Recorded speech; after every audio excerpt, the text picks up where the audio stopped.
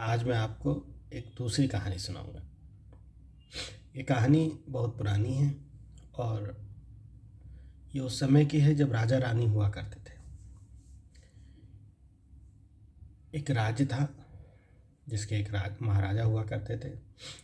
उनके यहाँ खूब किसान होते थे। उनमें से एक किसान था जो कि अपनी परिस्थितियों बस बहुत गरीब हो गया। उसकी बीवी चल बसी, उसका बेटा नहीं रहा। अब सिर्फ किसान पिता और उसकी बेटी ही थे। किसान जो भी बोता था, जोतता था और जो भी फसल उगती थी उसको बाजार में बेचता था और अपना गुजर बसर करता था। सब कुछ ठीक चल रहा था, बट जैसे जैसे बेटी बड़ी होने लगी उसको ये चिंता सताने लगी कि बेटी की शादी भी करनी है, उसके लिए भी कुछ जोड़ना है। सिर्फ जो बोएंगे जो काटेंगे उसको खा लेने से काम नहीं चलेगा, हमको कुछ और भी करना चाहिए। मगर वो सीधा था, उसको कुछ समझ में नहीं आ रहा था कि वो और क्या कर सकता है, क्योंकि उसकी जिम्मेदारी उसकी किसानी ही नहीं, उसकी बेटी भी थी। बेटी की भी जिम्मेदारी थी उसके ऊपर, तो कहीं दूर नहीं जा सकता था। इसलिए उसने चुना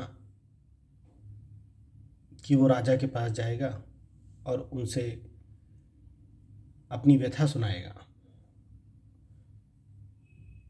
कि राजा उसका कुछ मदद कर सके। उसने वैसा ही करा। वो गया राजा के पास और उसने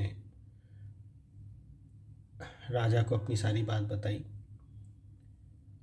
राजा दयालु थे, उन्होंने किसान को थोड़ी ज़मीन और दे दी। मगर उन्होंने कहा कि मैं आपको ज़मीन तो दे रहा हूँ, मगर आप ये ज़मीन मेरी ही रहेगी, इसकी फसल आपकी होगी, जो भी आप बोगे वो सब आपका होगा, जो भी इसमें फसल होगी सब आपका रहेगा, बट ये ज़मीन तुम्हारी नहीं होगी, ज़मीन हमारी ही रहेगी। किसान का उद्देश्य ज़मीन पाना नहीं था। किसान का उद्देश्य ये था कि उसको थोड़ी ज़मीन और मिल जाएगी जिसमें वो ज़्यादा फसल उगा सकता है और वो फसल अपनी बेटी के लिए बेच के अपनी बेटी के लिए जमा कर सकता है, उसकी शादी के लिए जमा कर सकता है। वह खुशी खुशी राजा का धन्यवाद देके अपने घर चला आया। आश्चर्य की बात यह है कि कुछ ही दिन बीते थे कि वो राजा की ज़मीन में हल जोत ही रहा था कि उसे एक सोने की ओखली दिखी। ओखली मतलब एक छोटा सा घड़ा टाइप का जिसमें सोने के सिक्के रखे रहते हैं। तो वो सोने की ओखली मिली, मगर अंदर सोने के सिक्के नहीं थे, सिर्फ ओखली ही थी। किसान सीधा था, सच्चा था, ईमानदार था, उसके पास और कोई जिम्मेदारी थी नहीं, उसकी बेटी की ही जिम्मेदारी थी। उसके मन में लालच नहीं था। उसको ये याद था कि राजा ने उसके लिए क्या करा है। ये सब सोचते हुए वो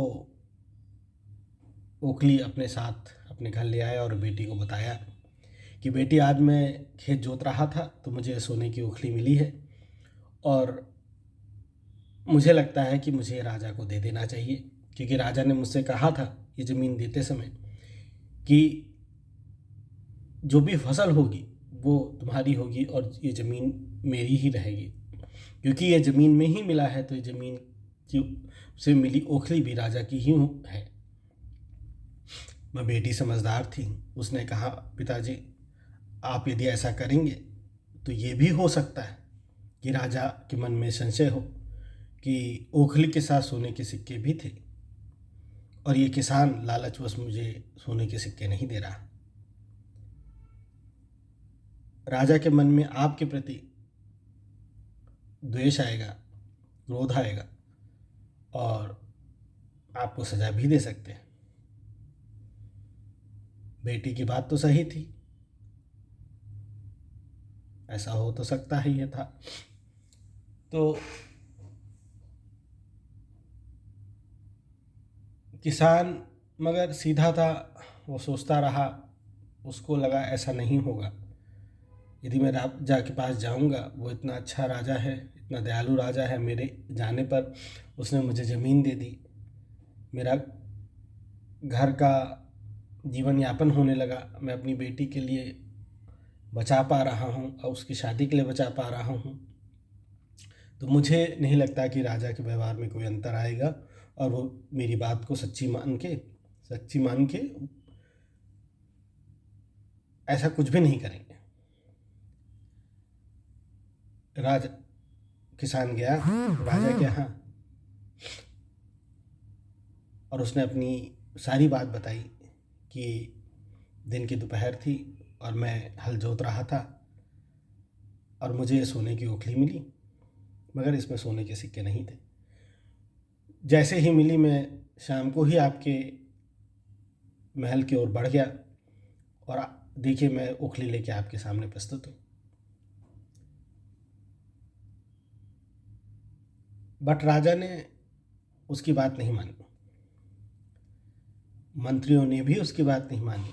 सबको ये संशय था कि ऐसा नहीं है, ये झूठ बोल रहा है, इसको ज़रूर न ज़रूर सोने के सिक्के भी मिले, मगर इसने सोने के सिक्के नहीं दिए राजा को और सोने के सिक्के पास अपने ही पास रखना चाहता था, क्योंकि उससे वो अपनी बेटी की शादी कर सकता था और अपने लिए बचा सकता था, अपनी बेटी के लिए बचा सकता था। कुछ ऐसा ही करना चाह रहा था। मगर किसान राजा को बार बार कहता रहा कि नहीं, ऐसा नहीं है, जो मुझे मिला मैं आपके सामने ला रहा हूँ, इसमें मेरे मन में कोई भी भाव नहीं है, आपके प्रति कोई भी लालच का भाव नहीं है। बट वहाँ राजसभा में किसी ने उसकी बात नहीं मानी और राजा ने आदेश दिया कि इसको जेल में डाल दिया जाए। ये सुनकर उसके पैरों से जमीन खिसक गई। उसे लगा कि यदि मैं बेटी की ही बात मान लेता तो सही होता। अब तो मैं कहीं का नहीं रहूँगा, जो ज़मीन मिली थी वो भी उसमें फसल नहीं होगी, उसकी कोई देखभाल नहीं कर पाएगा, और वहाँ मेरी लड़की भी अकेले है, मेरी बेटी भी अकेले है, और मैं यहाँ जेल में हूँ, मैं क्या करूँगा। वो परेशान हो उठा और जैसे जैसे उसके दिन जेल में बीत रहे थे, उसकी परेशानी बढ़ती जा रही थी, वो पागल होता जा रहा था, क्योंकि उसकी बेटी अकेली थी। वो किस हाल में होगी, खा रही होगी नहीं खा रही होगी, कौन होगा, कौन आता होगा, कौन नहीं आता होगा, सबकी चिंता के मारे वो पागल हो रहा था। उसकी फसल खड़ी हुई थी, उसको भी काटने वाला कोई नहीं था, कौन देख रहा होगा। और धीमे धीमे वो पागल होने लगा, बुदबुदाने लगा और कहने लगा, बस यही बात बार बार कहने लगा कि यदि मैंने बेटी की बात मान ली होती, उसने मुझे मना करा था, यदि मैं ये खाली ओखली लेके ना आता जैसे बात ही ना होती। मगर मैं पागल, जो मुझे खाली ओखली मिली, अपनी ईमानदारी के चलते मैंने राजा के पास आया और दिखाया, बट राजा ने मेरी बात नहीं मानी। दिन रात वो यही बात कहने लगा, उसके मन में यही बात उठने लगी और बुद बुद बुद बुद बुद बुद बुद बुद करता था। धीमे धीमे पहरेदार जो थे, चौकीदार जो थे, वो इस चीज़ को गौर से सुनने लगे और वो उसकी व्यथा देखने लगे, उसकी ओर गौर करने लगे। देख रहे ये तो पागल हो रहा है, यही बुदबुदा रहा बार बार। जब एक हद पार हो गई तो कैदी ने मंत्रियों को संदेश भिजवाया कि जाओ, मंत्री को बताओ, राजा को बताओ कि ये पागल हो रहा है और ऐसा ऐसा बुदबुदा रहा है और हमको लग रहा है कि ये गलत नहीं है, ये सही ही था और कुछ गलत हुआ है इसके साथ, इसको गलत सज़ा मिली है। संदेश जब वहाँ गया तो रात में राजा आए कंबल ओढ़ के और उसकी कोठरी के आगे खड़े हो गए और सब सुना। रात में भी वो वही बुदबुदा रहा था कि हाँ, मैंने बेटी की बात मान दी होती और ये खाली ओखली लेके ना आया होता तो शायद ऐसा कुछ भी ना हुआ होता, मेरी बेटी अकेले वहाँ पर। और ये जो मैं खाली ओखली लेके चला आया अपनी ईमानदारी को बताने के लिए, राजा पर मैंने इतना विश्वास करा, बट राजा ने मेरी एक भी ना सुनी। जब ये पूरा सुना राजा ने तो राजा को लगा कि नहीं, उससे बहुत बड़ी गलती हो गई और राजा ने सुबह ही आदेश दिया कि नहीं, इस किसान को छोड़ दिया जाए। भले ही कुछ भी हुआ हो, मगर यदि पागल होकर ये ऐसा बुदबुदा रहा है तो इसमें कुछ गलत नहीं होगा। ज़्यादातर मेरा मन कह रहा है कि ये सच्चाई ही होगी। जब उसको छोड़ा गया तो राजा के मन में उसकी बेटी से मिलने का मन किया, तो उसकी बेटी को बुलाया गया। राजा ने उसकी बेटी से बातचीत करी और पाया कि उसकी बेटी बड़ी समझदार थी। यह देखते हुए राजा ने बेटी की शिक्षा का जिम्मा उठाया और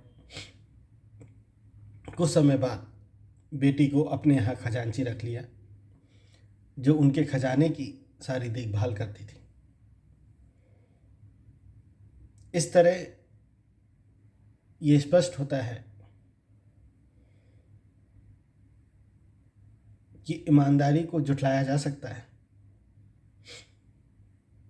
मगर कुछ समय के लिए।